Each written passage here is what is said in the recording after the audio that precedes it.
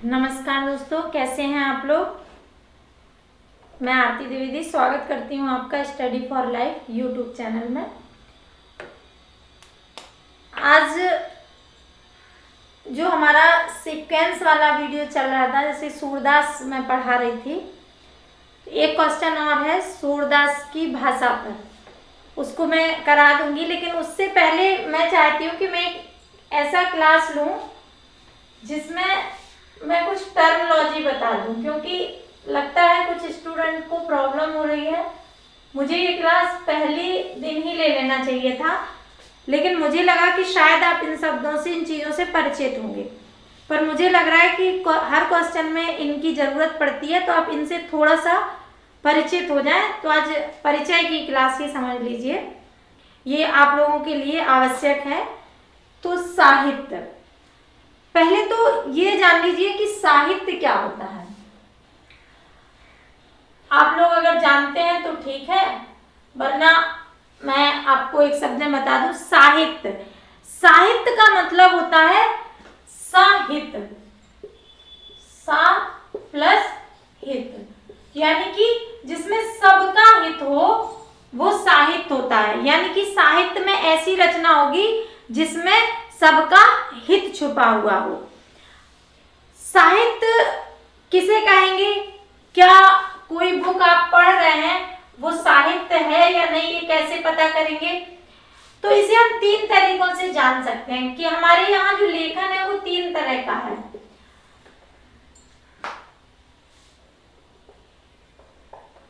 जैसे साहित्य में क्या होता है, जैसे हमारी जो सिंपल बोलचाल है, जो भाषा का माध्यम है, जो सिंपल बोलचाल है, वहां शब्द की महत्व कम होता है, अर्थ का महत्व अधिक होता है। अभी हम बताएंगे कि ये क्या होता है साधारण बोलचाल की भाषा में। इधर लिख देते हैं बोलचाल में या भाषा में, यहाँ शास्त्र लिख देते हैं। और शास्त्र एक तरह से विज्ञान भी होता है। शास्त्र का मतलब जिसमें सिद्धांत दिए हों, सिद्धांत विज्ञान से भी रिलेटेड होता है। और यहाँ हम साहित्य लिख देते हैं। यहाँ शब्द का महत्व कम और अर्थ का महत्व अधिक होता है। यहाँ शब्द का महत्व अधिक होता है और अर्थ का महत्व कम हो जाता है। और यहाँ शब्द और अर्थ का महत्व बराबर होता है, बल्कि दोनों प्रतिस्पर्धा में होते हैं। कभी शब्द अधिक महत्वपूर्ण हो जाता है, कभी अर्थ अधिक महत्वपूर्ण हो जाता है, इनके बीच में प्रतिस्पर्धा होती है। अब आपको मैं डिफाइन कर दूं, आप कह रहे हैं मैम शब्द का क्या अधिक महत्व है, अर्थ का अधिक महत्व है, क्या मतलब है? तो शब्द का महत्व साधारण बोलचाल की भाषा में कम होता है, अर्थ का महत्व ज्यादा होता है। कैसे? जैसे हम किसी को कुछ जब बोलते हैं, समझाते हैं, तो जरूरी नहीं है कि सामने वाले को हमारी भाषा का ज्ञान हो या उसके लिए भाषा महत्वपूर्ण हो, वो हमारे भाव देखकर भी समझ जाता है। यानी कि भाषा में ये सब भी शामिल हो जाता है। जब हम किसी को ऐसे इशारा कर दें तो समझ जाता है उठने के लिए बोल रहा है।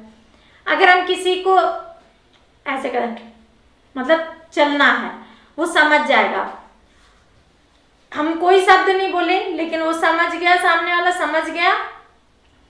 जैसे हमारी बुंदेली में प्रचलित है, बिहार में तो पता नहीं प्रचलित है या नहीं, लेकिन मैं बुंदेलखंड से हूँ और बुंदेलखंड में ये इस तरह के शब्द प्रयुक्त होते हैं। जैसे किसी ने कहा कि खाना बन गया, तो चा कोई शब्द नहीं है, पर अर्थ सामने वाला समझ गया कि अभी नहीं बना है। तो ये चीज जैसे उसके भाव व्यक्त कर देता है कि खाना अच्छा था,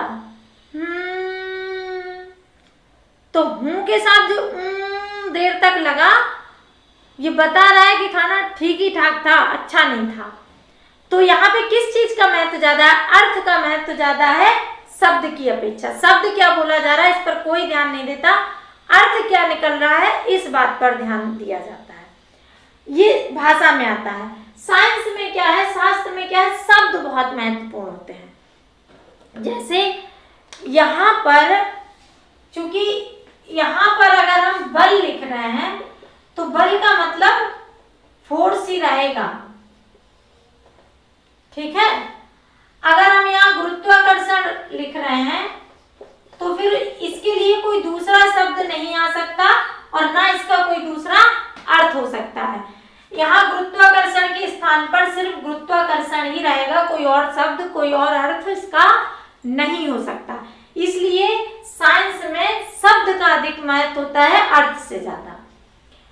साहित्य में दोनों की प्रतिस्पर्धा चलती है, कहीं शब्द का अधिक महत्व हो जाता है, कहीं अर्थ का अधिक महत्व हो जाता है। जब यहाँ कोई छोटा मोटा ऐसे प्रतीक दे दिया जाता है तो अर्थ का महत्व अधिक हो जाता है, वरना शब्द का भी महत्व अधिक रहता है। तो यहाँ दोनों मिला जुला के रहते हैं।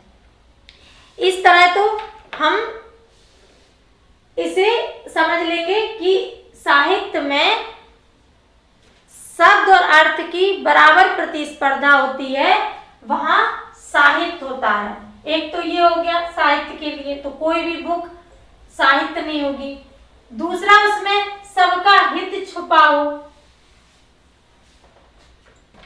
साहित्य को बोलते हैं कि साहित्य में 3 चीजें होना अनिवार्य है। एक तो वो सार्थक हो, यानी कि जो लिखा गया है वो उसका कोई अर्थ हो, उससे कुछ समझ में आए। दूसरा, वो सुंदर हो, सुंदर का मतलब रमणीय हो, मतलब उसे पढ़कर हमें आनंद मिले। और तीसरा, उसमें सामाजिक हित भी हो। ये तीनों होंगे तभी साहित्य कहलाएगा। वरना जो रोड पर कुछ बुक्स मिलती हैं, मतलब अजीब टाइप की, जो रोड के किनारे स्टेशन पे बेचते हैं, वो साहित्य में नहीं आती है। आनंद तो उन्हें भी पढ़ के मिलता है, पर उनमें कोई हित का भाव नहीं छुपा होता है, तो वो साहित्य नहीं होता। ये मैं इसलिए बता रही हूँ, मुझसे एक चूक हो गई। मुझे पहले दिन ही यही क्लास लेना चाहिए थी, पर मुझे लगा शायद सबको पता होगा। पर फिर मेरे मन में आया कि आप लोग आईएएस की तैयारी कर रहे हैं, कम से कम आप जो पीसीएस की तैयारी कर रहे हैं, कम से कम आपको कुछ महत्वपूर्ण शब्दों से परिचय होना चाहिए आपका, जब आप साहित्य पढ़ रहे हैं। तो सीधे सीधे ये सब नहीं पूछते हैं, लेकिन फिर भी आपको ये छोटी मोटी चीजें पता हो। अब जो साहित्य है वो 3 प्रकार का होता है। कौन कौन से प्रकार होते हैं आपने सुनी रखे होंगे? पद्य, गद्य और चंपू काव्य।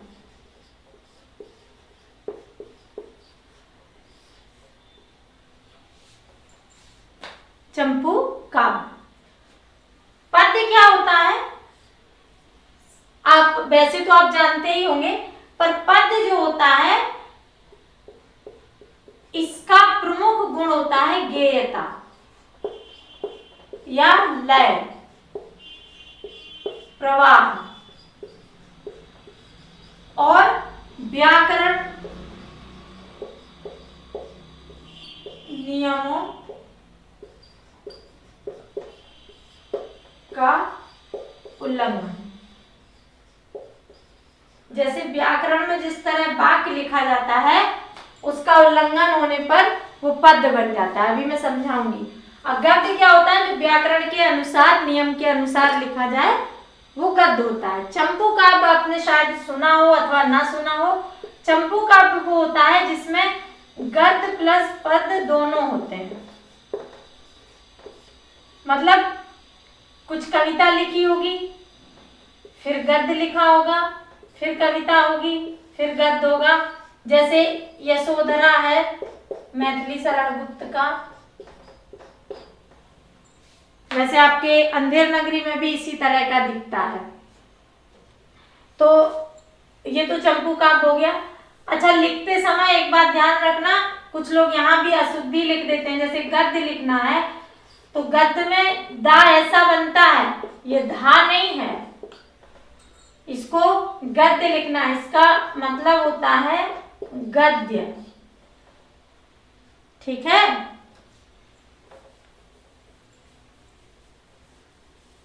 वरना आप लिख दें गद्य और पद्य ऐसा लिख दें, और गद्य लिख दें पद्य लिख दें, तो पता चला कॉपी जांचने वाला पंखाई की तरफ देखेगा कि अब तो लटक ही जाना चाहिए। खैर, इधर बताते हैं कि व्याकरण के नियमों का उल्लंघन कैसे होता है। हम एक उदाहरण देते हैं। जैसे पहले हम गद्य का उदाहरण देते हैं। जैसे गद्य में कुछ लिखते हैं,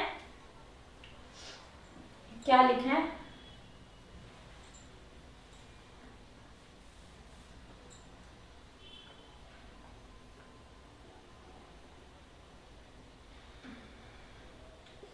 आज हिंदी साहित्य की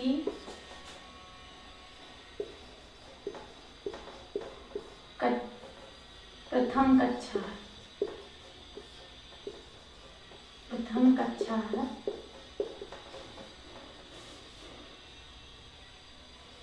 विद्यार्थी मन लगाकर पढ़ रहे हैं। इसमें वर्तनी शुद्ध है, वर्तनी शुद्ध है, तो ये क्या हो गया? ये आपका गद्य हो गया। ये व्याकरण की भाषा में लिखा हुआ है। और अगर यही सेम चीजें अगर हमको पद्य में लिखनी है तो व्याकरण का ये उल्लंघन करेगा। कैसे?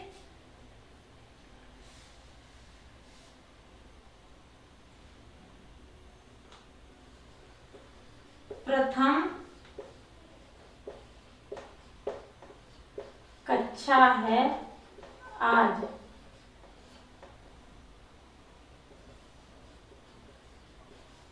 हिंदी साहित्य की।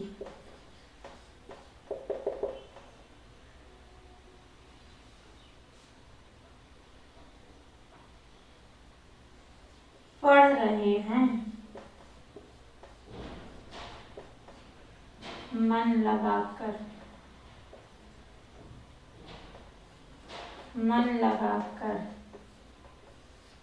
विद्यार्थी।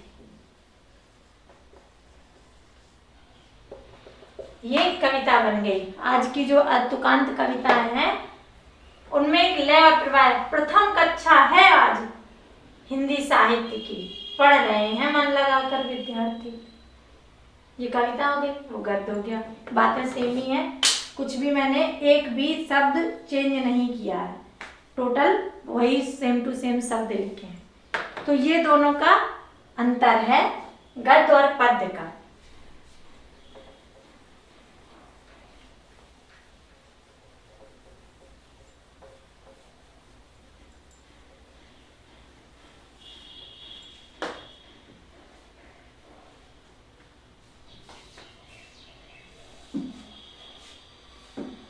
मुझे बहुत खुशी मिलती है जब आप लोग कमेंट्स करते हैं। मुझे लगता है कि लोग पढ़ रहे हैं, और सच में मुझे नहीं पता था कि ये इतना खुशी देने वाला विषय होगा, फ्री में पढ़ाना। ये मैंने इससे पहले महसूस नहीं किया था। तो आप लोगों का धन्यवाद। आप लोग हमारी क्लास देखते हैं, हमें बहुत अच्छा लगता है। आप कमेंट्स करते हैं, उसके लिए धन्यवाद। थोड़ी सी दिक्कतें हैं, धीरे धीरे बहुत लोग टेस्ट सीरीज के बारे में भी पूछ रहे हैं। मैं करूँगी, इम्पोर्टेंट क्लास टॉपिक भी बताऊँगी, जीएस का भी करूँगी। थोड़ी सी समस्या मेरे हाथ के साथ हो रही है, कल भी मैं दिखा के आई हूँ। थोड़ी सी उसमें जो कोहनी में जो अंदर प्लेट और जो तारों से बंधी है, वो तार ऐसे लग रहा है जैसे बाहर निकलने को हो रहा है, तो उनमें पेन बहुत हो रहा है। इसलिए थोड़ी दिक्कत होती है। खैर, मैं प्रयास कर रही हूँ, आप भी प्रयास करिए, सफलता जरूर मिलेगी, मुझे भी और आपको भी। ये तो साहित्य हुआ। साहित्य की परिभाषा क्या होगी कि क्या क्या समझे आप? साहित्य में सुंदर सार्थिक शब्दों का इस्तेमाल किया गया हो, जो समाज का हित रखते हों, वो साहित्य कहलाते हैं। साहित्य के कुछ गुण होते हैं, 3 तरह के गुण होते हैं। कभी कभी देखा जाएगा कि गुण दे दिए, मतलब लिखा रहेगा, फिर आप पूछेंगे मैम ये क्या होता है। जैसे साहित्य के 3 गुण होते हैं, प्रसाद गुण,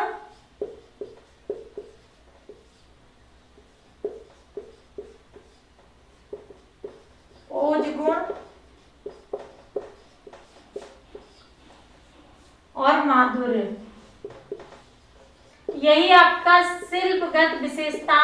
ये जो हम पढ़ा रहे हैं इसे सिर्फ परिचय मत समझिएगा, ये आपकी शिल्पगत विशेषताओं को समझने में भी आपकी मदद करेगा। ये सब चीजें आप समझ लेंगे तो जब आप व्याख्या लिख रहे होंगे, तो अगर व्याख्या आपकी बिना पढ़ी भी आ गई और आपने केवल ये पहचान लिया कि किसकी व्याख्या है, तो उसे देखकर भी आप ये समझ जाएंगे कि इसमें क्या क्या चीजें हैं। और जब व्याख्या में शिल्पगत विशेषताएं लिखनी रहती हैं, वो याद करके नहीं लिखी जा सकती, ये आप समझ जाएंगे। इसे समझ के आप वो भी कर सकते हैं। तो प्रसाद गुण, प्रसाद गुण क्या होता है कि जिसका अर्थ सिंपल हो, अर्थ सिंपल यानी कि निर्मल हो, साधारण अर्थ निकलता हो, सभी में लगभग इसका प्रयोग होता है। इसे तो आप लिख ही देंगे प्रसाद गुण से युक्त है, क्योंकि प्रसाद गुण लगभग सभी में होता है। ओज गुण, ओज पूर्ण कविताएं होती स्फूर्तिदायक, जो आपको ताकत देती हैं, हौसला देती हैं, उत्तेजित करती हैं। इनका प्रयोग ज्यादातर वीर रस में, जो वीर रस की कविता होगी उनमें, बीभत्स में, भयानक में, रौद्र में, इनमें इनका प्रयोग होता है। माधुर्य गुण, माधुर्य में, माधुर्य से ही पता चल रहा है मीठा, यानी कि कोमल भाव हो, कोमल भाव।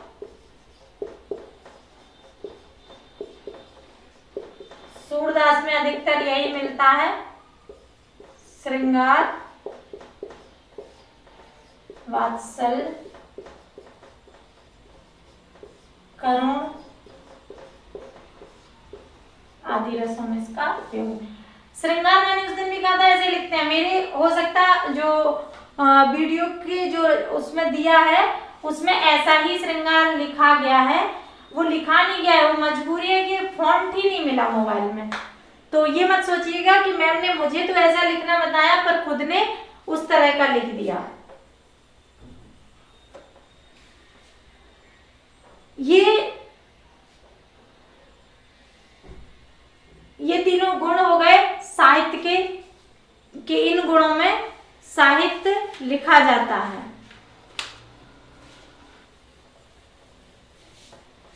3 तरह की शक्तियां भी होती हैं, शक्तियां बोलते हैं।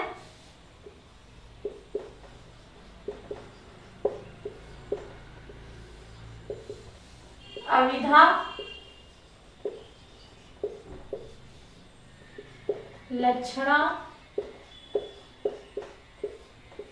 व्यंजना।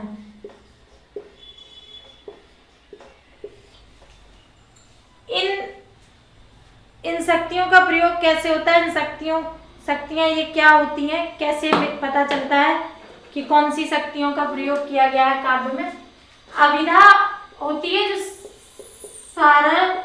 सरल सीधे शब्दों में बात कही हो, सीधे शब्दों में बात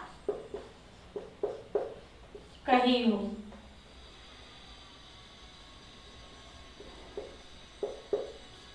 मैंने एक दिन और उदाहरण दिया था, आज फिर देती हूँ। जैसे कहा जाए कि वह लड़की सीधी है,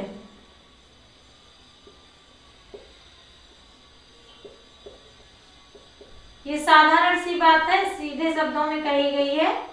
वह लड़की सीधी है, जैसी है वैसा बोला गया। लक्षणा होता है सीधे ना कहकर किसी से तुलना। जैसे गाय को सीधा माना जाता है, सीधे के लिए प्रयोग किया जाता है, तो कहा जाए वह लड़की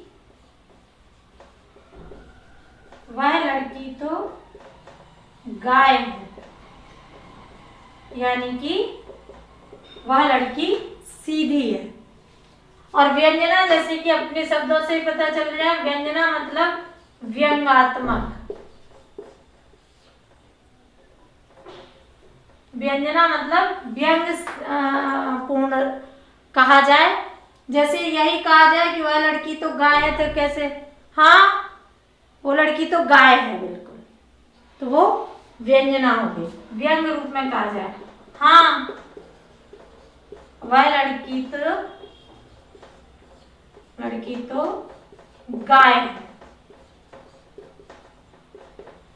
ये कैसे है, ये व्यंजना है, व्यंग्यात्मक कहा गया, मतलब वो लड़की सीधी नहीं है, तब ये कहा जाए हाँ वह लड़की तो गाय है। और इसका अर्थ सीधा नहीं, टेढ़ा। इसका अर्थ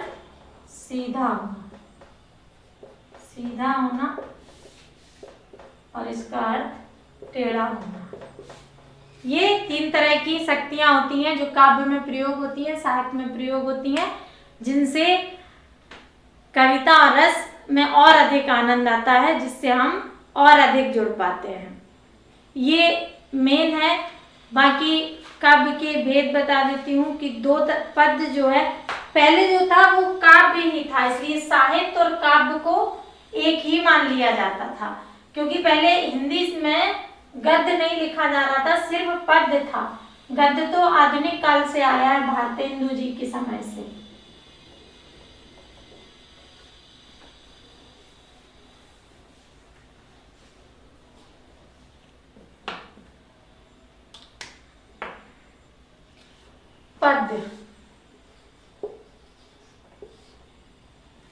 पद 2 प्रकार के हैं, प्रमुखता प्रबंधात्मक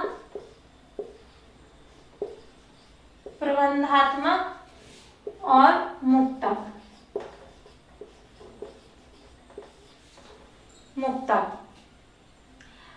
प्रबंधात्मक में प्रबंध काव्य का मतलब होता है, ये 2 प्रकार के होते हैं। एक होता है महाकाव्य, दूसरा होता है खंड काव्य। प्रबंध काव्य में मतलब किसी कहानी का वर्णन हो तो प्रबंधात्मक काव्य होता है। महाकाव्य में मतलब किसी के जीवन की संपूर्ण कथा। और खंड काव्य में किसी के जीवन के एक अंश की